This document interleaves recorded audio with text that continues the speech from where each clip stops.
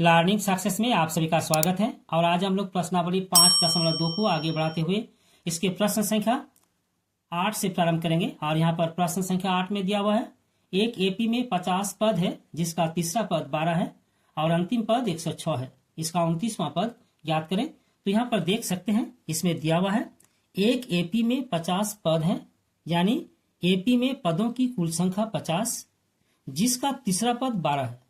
ठीक है, यानी तीसरा पद इसका 12 है और अंतिम पद 106 है। तो यहाँ पर पदों की संख्या 50, तो अंतिम पद कितना हो जाएगा? 50वां पद। ठीक है, यानी 50वां पद 106 है। हम लोग को 29वां पद ज्ञात करना है। तो यहाँ पर एक बार लिखेंगे, दिया है तीसरा पद 12, यानी A3 बराबर 12। ठीक है, तथा अंतिम पद 106, यानी 50वां पद 106। तो यहाँ लिखेंगे A50 बराबर 106। ठीक है, तो यहाँ पर लिखेंगे चूंकि A3 बराबर 12 और A3 का मतलब है A प्लस 2D, तो यहाँ और देंगे A प्लस 2D बराबर 12। ठीक है, इसको देंगे हम लोग समीकरण नंबर 1। फिर A50 बराबर 106, तो यहाँ लिखेंगे तथा A50 बराबर 106 और A50 का मतलब है A प्लस 49D, यहाँ और देंगे A प्लस 49D बराबर 106। इसको देंगे समीकरण नंबर 2। ठीक है, अब हम लोग समीकरण 1 को समीकरण 2 से घटा लेंगे। ठीक है, यहां पर लिखेंगे समीकरण 1 को समीकरण 2 से घटाने पर, ठीक है, घटाने पर समीकरण 2 को ऊपर रखेंगे, यानी A प्लस 49D बराबर 106 और इसके नीचे लिखेंगे A प्लस 2D बराबर 12। ठीक है, यहां पर हम लोग चिन्ह परिवर्तित करेंगे। तो यहां देखिए A प्लस है माइनस, ठीक है, 2D प्लस है, यहाँ माइनस देंगे और 12 भी प्लस है, यहाँ माइनस देंगे। ठीक है, अब A प्लस और A माइनस दोनों को काटेंगे। 49D से 2D घटाएंगे, हो जाएगा 47D। ठीक है, बराबर 106 से 12 घटाएंगे तो हो जाएगा 94। ठीक है, अब 47D बराबर 94, यानी अतः D बराबर 94 बटे 47। ठीक है, इसको काटेंगे तो हो जाएगा 2, अतः D बराबर 2। अब D का मान या तो समीकरण 1 में या तो समीकरण 2 में रखेंगे। ठीक है, तो यहां पर लिखेंगे D का मान समीकरण 1 में रखने पर। ठीक है, अब समीकरण 1 है A प्लस 2D बराबर 12। ठीक है, यहां पर D का मान रखेंगे, यहां और देंगे A प्लस 2 गुना D का मान है 2 बराबर 12। फिर और देंगे A प्लस यहाँ 2 दूनी 4 बराबर 12। ठीक है, फिर और देंगे A बराबर 12 और बाएं तरफ प्लस 4 है, दाएं तरफ कर देंगे, हो जाएगा -4। ठीक, अतः A बराबर यहां पर हो जाएगा आपका 8। ठीक है, अब A का मान और D का मान हम लोग का निकल चुका है।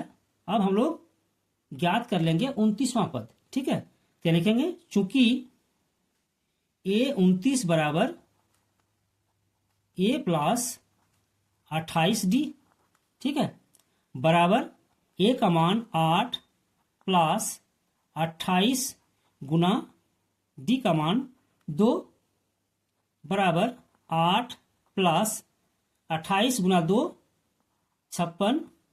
इसको जोड़ लेंगे तो हो जाएगा 64, यानी 29वां पद 64 है। ठीक है, और यही हम लोग का आंसर है। प्रश्न संख्या 9, यदि किसी एपी के तीसरे और 9वें पद क्रमशः 4 और -8 है तो इसका कौन सा पद शून्य होगा? तो यहां पर दिया हुआ है एक एपी है जिसका तीसरा पद 4 और 9वां पद -8 है। तो इसमें कहता है कि कौन सा पद शून्य होगा। ठीक है, तो यहां पर एक बार हम लोग लिख लेंगे। यहां तीसरा पद 4 यानी A3 बराबर 4। ठीक है, तथा 9वां पद -8 यानी A9 बराबर -8। अब यहां लिखेंगे चूंकि A3 बराबर 4 अतः A प्लस 2D बराबर 4। ठीक है, इसको देंगे समीकरण नंबर 1। फिर यहां लिखेंगे A9 बराबर -8, यहां लिखेंगे चूंकि A9 बराबर -8 अतः A प्लस 8D बराबर -8, और इसको देंगे समीकरण नंबर 2। समीकरण 1 को समीकरण 2 से, या तो समीकरण 2 से समीकरण 1 को घटा लेंगे। ठीक है, यहां पर लिखेंगे समीकरण 1 को समीकरण 2 से घटाने पर। ठीक है, तो समीकरण 2 से घटाने पर, इसलिए समीकरण 2 को ऊपर रखेंगे, यानी A प्लस 8D बराबर -8, और इसके ठीक नीचे लिखेंगे A प्लस 2D बराबर 4। ठीक है, अब इसका चिन्ह परिवर्तित करेंगे। देखिए यहाँ प्लस A है, माइनस A देंगे, यहाँ प्लस 2D है, या माइनस देंगे, और प्लस 4 है, यहाँ पर माइनस देंगे। ठीक है, तो यहाँ पर A प्लस और A माइनस दोनों को काटेंगे। 8D से 2D घटाएंगे, 6D बराबर -8, और यहाँ पर -4 दोनों को जोड़ लेंगे, हो जाएगा -12। ठीक है, तो यहाँ पर 6D बराबर -12, अतः D बराबर हो जाएगा आपका -12/6। इसको काटेंगे तो हो जाएगा 2, अतः D बराबर -2। ठीक है, अब D का मान समीकरण 1 में या तो 2 में रखेंगे। ठीक है, तो यहां पर लिखेंगे D का मान समीकरण 1 में रखने पर। ठीक है, और समीकरण 1 है A प्लस 2D बराबर 4। अब A का मान यहां पर ज्ञात करना है, इसलिए यहां और देंगे, तो A प्लस 2 गुना D का मान -2। ठीक है, बराबर 4 है ना।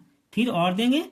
अब देखिए यहां पर A और यहां प्लस और यहां माइनस गुना करेंगे, हो जाएगा -2 दूनी 4 बराबर 4। ठीक है, फिर और देंगे A बराबर, बाएं तरफ -4 है, दाएं तरफ पे जाएंगे, है ना, यानी 4 + 4। ठीक है, अतः A बराबर 8। ठीक है, A का मान 8। अब A और D दोनों का मान ज्ञात हो चुका है। हम लोग को ज्ञात करना है कि कौन सा पद शून्य होगा। ठीक है, तो यहां पर मान लेते हैं कि nवां पद शून्य है।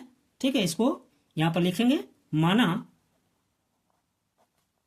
nवां पद शून्य है। ठीक है, अगर nवां पद शून्य है तो an बराबर 0। ठीक है, तो an बराबर 0, यानी अब an का यहां पर सूत्र लगाएंगे और देंगे A plus n-1 into D बराबर 0। ठीक है, अब यहां पर मान रखेंगे, तो और A का मान 8 प्लस n का मान ज्ञात करना है, गुना D का मान -2 बराबर 0। ठीक है, अब 8 को दाएं तरफ कर देंगे, यहां और n-1 गुना -2 बराबर दाएं तरफ हो जाएगा -8। ठीक है, फिर यहां और देंगे n-1 बराबर कितना हो जाएगा, यहां पर देखिए गुना है, -2 दाएं तरफ कर देंगे, भाग हो जाएगा, यानी -8 बटे -2। ठीक है, तो यहां पर काटेंगे माइनस और माइनस को, और यहां पर हो जाएगा आपका 4 दूनी 8। ठीक है, तो यहां पर तो यहां और देंगे n-1 बराबर हो गया आपका 4। ठीक, अतः n बराबर कितना हो जाएगा, 4 + 1, अतः n बराबर 5, यानी 5वां पद शून्य होगा। और यही हम लोगों का यहाँ पर आंसर है। ठीक है। प्रश्न संख्या 10, किसी एपी का 17वां पद 10वें पद से 7 अधिक है। ठीक है, इसका सार बनतर ज्ञात कीजिए। तो यहाँ पर देखिए दिया हुआ है एपी का 17वां पद 10वें पद से 7 अधिक है, तो हम लोग को सार बनतर ज्ञात करना है। तो एक बार यहाँ पर मान लेंगे, माना पहला पद ए और सार बनतर डी है। ठीक है, माना पहला पद ए तथा सार बनतर डी है। ठीक है, और यहां पर दिया हुआ है 17वां पद 10वें पद से 7 अधिक है, तो यहां पर लिखेंगे दिया है 17वां पद यानी ए 17, ठीक है, बराबर 10वें पद से 7 अधिक यानी ए 10 प्लस 7। फिर यहां पर और देंगे ए 17 माइनस ए 10 बराबर 7। ठीक है, और ए 17 मतलब हो गया ए प्लस 16d, यानी कि और ए प्लस 16d माइनस ए 10 मतलब हो गया ए प्लस 9d। तो यहां पर ब्रैकेट देंगे और यहां लिखेंगे ए प्लस 9d। ठीक है, ब्रैकेट क्लोज करेंगे बराबर 7। ठीक है, फिर यहां पर और देंगे, अब ए प्लस 16d, अब यहां पर ब्रैकेट हटाएंगे तो चिन्ह परिवर्तित हो जाएगा यानी माइनस ए। ठीक है, माइनस ए और माइनस 9d बराबर 7। ए यहां पर प्लस है और यहां पर ए माइनस है, दोनों को काटेंगे। ठीक है, अब देखिए यहां पर 16d माइनस 9d यानी 7d, यानी और 7d बराबर 7। ठीक है, फिर और देंगे d बराबर हो जाएगा आपका 7/7, इसको काटेंगे तो हो जाएगा 1। ठीक है, अतः d बराबर 1 यानी सार बनतर बराबर हो गया आपका 1, और यही हम लोग का आंसर है। ठीक है। प्रश्न संख्या 11, एपी 3, 15, 27, 39 ... का कौन सा पद 94 पद से 132 अधिक होगा। तो यहाँ पर जो एपी दिया हुआ है 3, 15, 27, 39 ... इसमें कहता है कि कौन सा पद 94 पद से 132 अधिक होगा। ठीक है, तो यहाँ पर एक बार लिख लेंगे, यहाँ पहला पद ए बराबर 3, ठीक है, और सार बनतर डी बराबर 15 माइनस 3 यानी A2 माइनस A1। ठीक है, 15 माइनस 3 बराबर 12।